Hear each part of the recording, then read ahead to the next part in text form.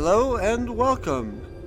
I'm the Mariner, and this is Deep Dive Gaming. In this video, we're going to begin our dive into Sim Settlements 2. We're covering Chapter 1 and Chapter 2 of this content mod. Special thanks to Kinggath and the dev team involved in making this awesome mod and keeping me playing Fallout 4 way longer than I thought I would. There are some additional mods in this playthrough that I'll mention as they come up. These are mainly quality of life improvement, some small improvements to graphics, and some mods that just kind of suit my tastes. I'm going to put the entire load order down below in the description. If, after looking through it, you see something missing or you don't see something that should be there, feel free to comment down below with the mod's name and a link to it, and I'll check it out and see if I agree with you. If so, it'll probably show up in a future video. And since this pre-recorded segment is probably long enough, we're going to stop and start actually recording as we play. So, without further ado, let's get diving.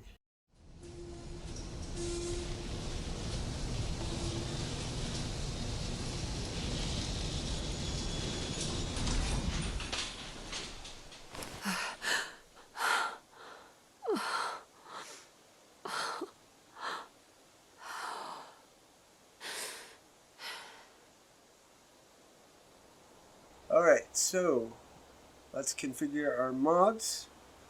As you can tell, we're on PC, so we have Mod Config Manager available.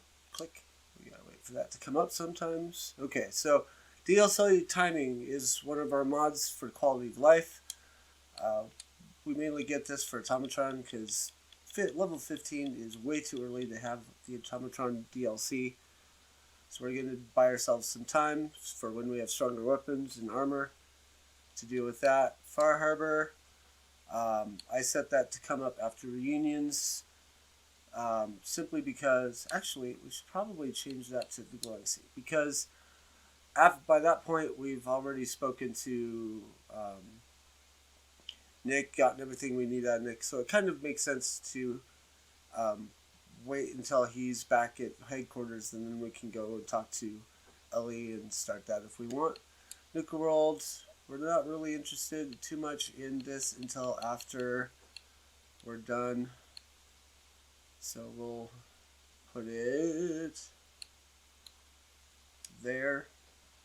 Vault-Tec Workshop, level 20 is fine. We don't have to interact with Vault-Tec, it doesn't get involved with anything. So we'll leave that alone. This is mainly Vault 88 anyways. Now, one of the other mods we have is Loot Detector. And we have Loot Detector for two reasons. One, quality of life, so we don't have to worry about hauling junk everywhere. Going back, unloading, going back, loading up and all that. The other purpose for Loot Detector is to make sure we get everything we possibly can, because Sim Settlements 2, the early phases where we are still building up and our reliance on resources that we can't generate very quickly, having loot in the workshop available to draw from to build is essential. And so what we do is we set auto collect to full auto. And then we go into tuning. We don't need to worry about these settings really, but components, this is where we want to set things up. So component highlighting, we turn that on. That turns on everything. We can sync the component list. I found that doing so means that later on, if we need to get a specific item from a vendor, if we have everything show up, it makes it harder to find certain components. So we leave this off so that we can turn on the vanilla component list and find specific items from vendors. We will, however, disable vanilla component radar. This keeps things from glowing, and since Loot Detector makes everything glow, We're also going to come in here and we're going to, the only thing we really care about are corpses. I set this to purple because every other color seems to be in the world to some degree, and so purple makes sure everything, every corpse is, no matter the terrain, shows up. But the rest of these we can turn to none. And this is the loot detector immersive mod that you can get alongside the loot detector, and allows you to turn off all the colors. Otherwise, you're either not going to be scanning anything, in which case auto loot doesn't really work. It isn't that effective. But if you set these to none, you can have everything on, find everything, and it doesn't bombard you with a rainbow of colors as you're traipsing through the Commonwealth. I do actually turn on special items to Chrome. I find most of them with Chrome, and if I miss anything, it's simply because I'm not paying attention, but these things are usually not items that we need for building. And that's primarily what we're doing in this series, is we're digging in, diving into the building mechanics of Settlements 2. We'll cover some of the story, we'll cover some of the action associated with the Sim Settlements 2 mod and Chapter 2 content as well. But primarily, if we're going to be traipsing through the world, I'll either do it off camera or I'll accelerate so that you can at least see what I did, but in a faster time frame, so that we don't take up a lot of time on these videos with non-important activities. If you don't like that, if you want to see me actually play, then let me know in the comments and I'll see what I can do. It will make these videos longer. There will be more of them, so there's advantages, disadvantages. We'll get into that. One last thing about Loot Detector. We can force start it up. I mean, there's this option here. It will automatically give us the scrapper perk, but I prefer to stick as close to vanilla as possible while still using these mods. So this does activate once you have the first scrapper perk available. And I believe I've set up my my perks and my specials in such a way. I don't have any perks yet, but I've set my specials in such a way that as soon as I get my first level, I can assign a perk to scrapper, and that'll activate this. Let's get Let's get into the Sim Settlements 2 mod, since this is what we're mainly diving into. So hotkeys. You can pause and go through this. I'll leave these up long enough for you to read the information at the bottom there that tells you what these do. I don't change anything here. So if you're skillful with the keyboard or skillful with the pause button, you'll be able to look at all of this. And that way it'll save time. I don't have to explain everything and make this video even longer than it needs to be. Okay, so there's those. Gameplay, these do have things that we want to set. Auto assignment I leave on. We will be able to override assignments later on manually, so we leave it on so that things get built in a timely fashion. These I'll leave default. City building, we mainly bypass. We're not going to do city plans right away. We'll turn off the mode music and we'll turn off weather changes, because when we do start doing city plans, if we start doing city plans, they tend to change the weather from sunshine to rain while you're trying to see what's being built, and I find that terribly annoying. Also, the mode music I take off because it's basically just the startup music from Fallout, and everyone's heard it a billion times, so there's no reason to have it there. Okay, so costs. Auto pay, we want to leave on simply because it makes sense. We're not doing a super hard playthrough. We're doing some things that I consider warrants some diving into. Some of it I leave. Maintenance costs for non-plot I leave off because you don't want to build generators and turrets from vanilla and then have them stop working on you. Operating costs on plot, I turn this on because we're looking for a level of difficulty with this playthrough that the default settings for Sim Settlements 2 don't provide. We don't want to go absolutely hard mode on Sim Settlements 2 because that adds things that make it too complicated for me, at least. I definitely invite you, if you're going to play Sim Settlements 2, to experiment, see where your comfort level is, turn everything on or turn everything off if you see fit, and then if you're looking for a little bit of a challenge, maybe add some things on.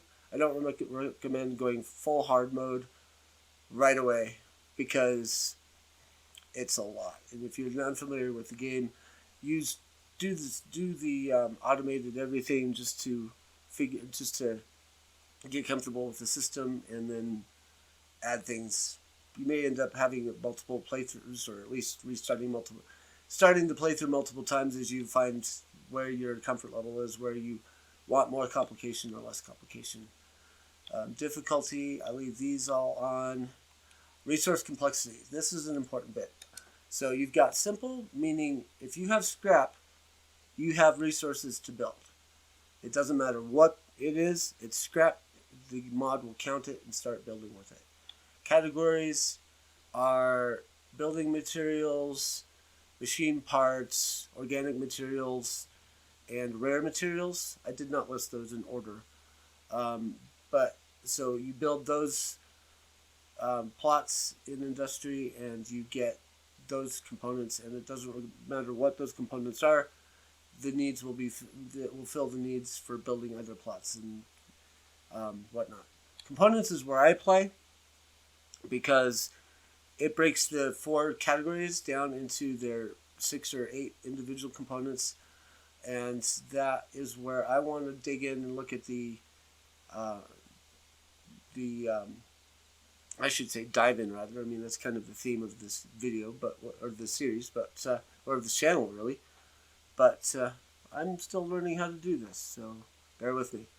Anyway, components is the individual things. So this is things like fertilizer. This is things like concrete. This is things like nuclear material. This is the base components that in the vanilla game you need the components in order to build things. So I like keeping that need in the Sim Settlements 2 mod. Water requirement, I also like to have this on because I think in vanilla you need to have water for crops to grow. I might be wrong on that. I like it. It makes me pay attention to water needs rather than just I'll build a water refinery out in the river there and call it good. No, I want to actually pay attention to water a little bit more. Diseases is new in Sim Settlements 2 with Chapter 2. You did not have this in Chapter 1, so I don't really like it so much. It tends to crop up too early in the game for me. You get your first settlement and immediately you get notification that there's a disease, and you have no way of knowing what to do about it or any way of actually fixing it. So I leave it off. I'll turn it on later once I feel like I've got the resources I need to be able to deal with it. One drawback in the Sim Settlements 2 mod that they have, that I'm hoping they'll address in the future, is when you get a notification that there is a disease, that they tell you where so you can go deal with it right away. Because right now you get told and then you have to go through all the different settlements until you find someone with a disease. And usually there are several people with a disease and you may not have enough cures for everybody. But I'll turn it on at some point in the future. Maybe when we get a clinic or when we get the sanitation plot that came out with Sim Settlements 2. HUD. I'll explain this a little bit more. I'll do the settings now so I have them. But augmented reality is where you can see at a glance what's going on with your settlements, with your plots, what plots have needs, what plots are unoccupied, and so on. So we're going to leave it so that the info box especially, we don't want to turn that on. to hover. Info box, we don't want to have that come up automatically. We want to turn that on and off because it's kind of annoying and it's not stable yet. So we'll ask for that information and then keep going. Resource panel, auto hide, we want that always on. Same with the status meters, and I'll show these to you when we get going a little bit more. Wow, we're almost at 15 minutes on this video. Woof! I gotta talk faster or wrap this up and get going. So, anywho.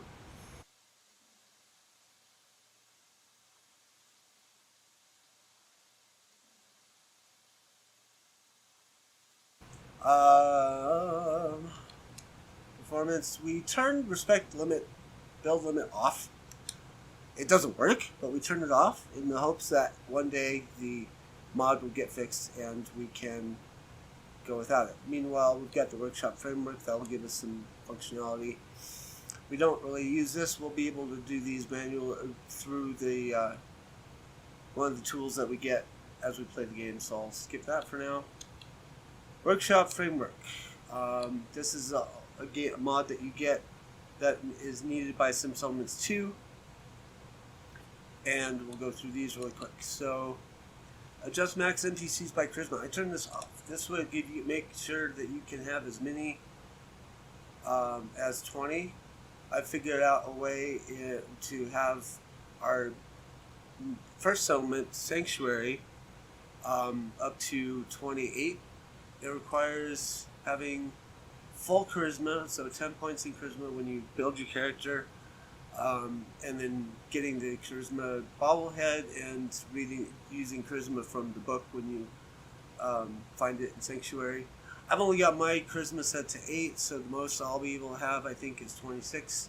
That's okay. I noticed something last time I played this that made me think that might not be a wise idea. Anyways, so we'll leave this off. We'll turn this off so we have a max of 20, and then kind of decide later what we want to add, how many we actually want to have in Sanctuary. We are not going to cheat. I have the cheat terminal mod installed, but I'm saving that for like emergency use only. So in here, cap settlers by bed count. What this means is if there's a bed, you can recruit a settler. I leave this off because it kind of blocks recruitment. So if you don't have enough beds, you don't collect settlers, and you need to get as many settlers as you can. And so not having the beds means that takes longer to do. So I leave that off. Link settlement consumption on, recruit settlers immediately on. This means that we get a couple of settlers right off the bat when we place the vanilla radio beacon. Robots count towards the population. I have this off because they don't eat, they don't drink, they don't sleep in bed, so they should not count. I'm also setting their default happiness level to 100 because I don't want their neutrality to drag down the happiness of my settlements. Shelter mechanic we also have on because some of the residential plots in Sim Settlements 2, if they're outside, the vanilla game may not recognize that there's a roof over them, and that can affect happiness, so we're going to leave that on. We'll auto-assign beds, auto-assign defenses, auto-assign food, just because there's no reason not to. I know some of you hardcore people want to have like absolute control over everything, so make sure you've got these off as well as the settings in Sim Settlements 2 to prevent auto-assign. They shouldn't conflict, but they might right now, so do that for yourself. Framework controls, I think we leave most of this alone. Yeah, workshop item options. Power grid auto repair, power grid auto destroy should remain off. There's something with this mod with Sim Settlements 2, and power in the vanilla game I think is a little buggy, and with Sim Settlements 2 it's just extra buggy. So they defaulted these to off in an update because having them on just increases the difficulty to the point of ridiculousness, and you're always coming back to your settlements to fix things. So we'll leave that off. Don't really, I think I leave everything else on this. You do have these, which I'm still learning how they work. If I figure stuff out and figure out a good way to apply them, I'll come back here and I'll talk about this. I haven't really seen much of the problems that other people are reporting in the forums and other things, other places about this. So we'll leave it alone. Advanced controls, we leave that alone. And that's it. So we're going to stop this video here. I'm going to upload our starting 3 videos for this video series all at once. So the first one is this one, where I introduce what this channel is about and what this series is, and then we'll put up the next video where we get our scrapper perk, and then the video after that will be actually getting into the Sim Settlements content. I don't want to make you guys wait for all of it, so I'm going to do them all together, and then we'll probably go to like a weekly or maybe a bi-weekly schedule. I haven't decided yet. This is a new channel. I'm very new at doing all of this, so we'll see where we land. So I will see you soon. Bye-bye.